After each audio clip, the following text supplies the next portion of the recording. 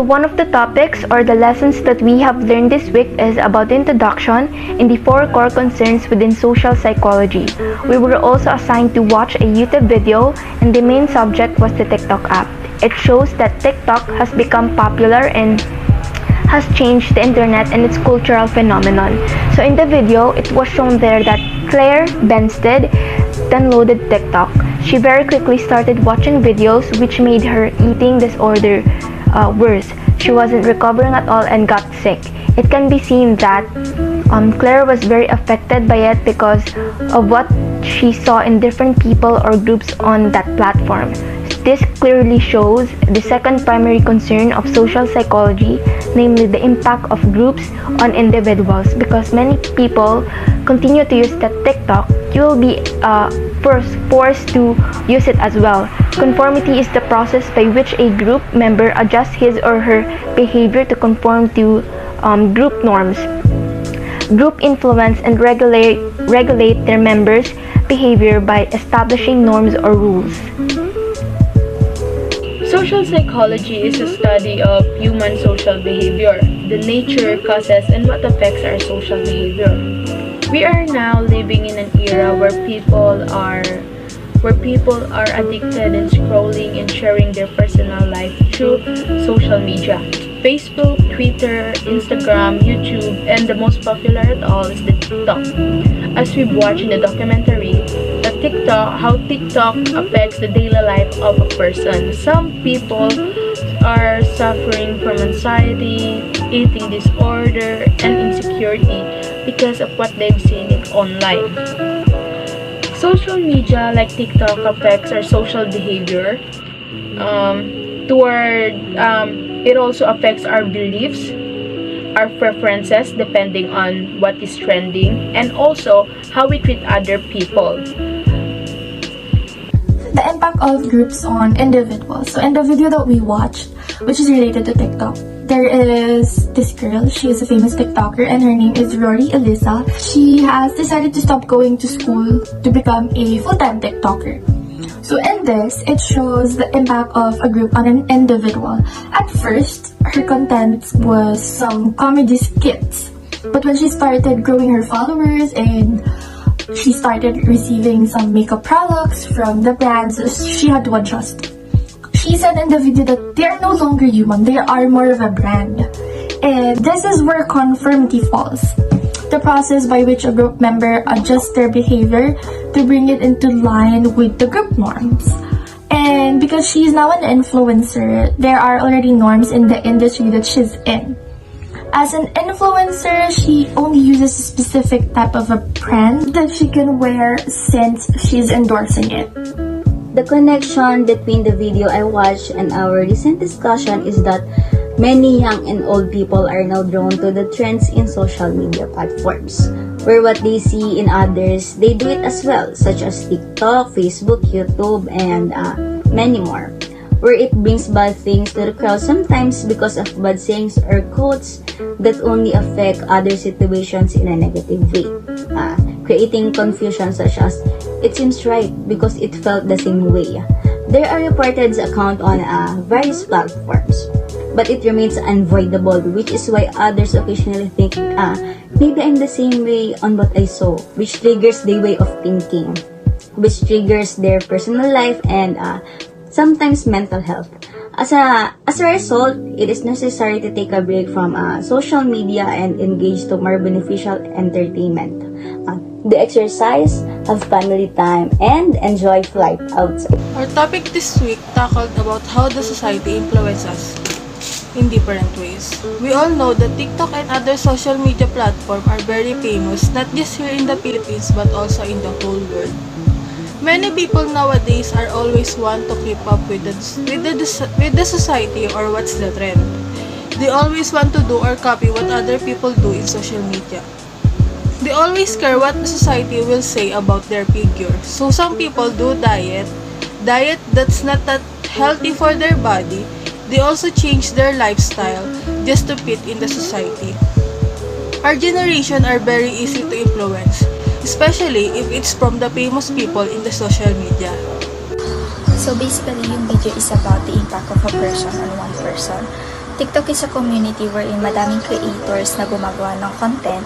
Sa sobrang laki ng impact nito sa buhay ng tao, napapagawa na rin ng mga viewers mo kung ano yung gusto nilang ipagawa sa'yo. Para bang makokontrol ka na nila, pero hindi lahat sasang-ayon sa'yo. Maliit na bagay na pagkakamali mo, pwede ka na mabash at isa to sa nakaka-apekto sa mental health ng isang tao. Well, hindi lang mentally but also physically. Ako personally, kinain din ako ng sistema ng TikTok. Dumaan isang beses sa feed ko yung workout ni Chloe Ting na 1 week up challenge workout, something ganon. At madami nagsasabi na effective daw yun based sa mga videos sila. And nangyari to nung kasagsagan ng COVID. Halos isang buong linggo ako nag-workout. Walang tigilan. Kasi nasa isip ko noon na sabi sa TikTok, isang linggo lang daw eh. Hindi ko na malaya na nade-drain na pala yung katawan ko. Hindi ko na malaya na kaka-workout ko nun sobra na pala ako nag-lose ng weight na hindi na healthy para sa katawan ko kasi underweight ko. At dito ko lang na-realize yung sinabi ni Alfred Adler na we are unique as a person. Kaya gumawa tayo ng bagay na para sa sarili natin at hindi para sa satisfaction ng iba. The connection between the video that I watch and in our recent discussion is that almost everyone is too attached to their social media life, especially to TikTok, that every action must be recorded. There are even times that when there is a disaster like a flood, fire, or something else, instead of calling emergency, they will record the video and upload it directly to their TikTok accounts or other social media accounts.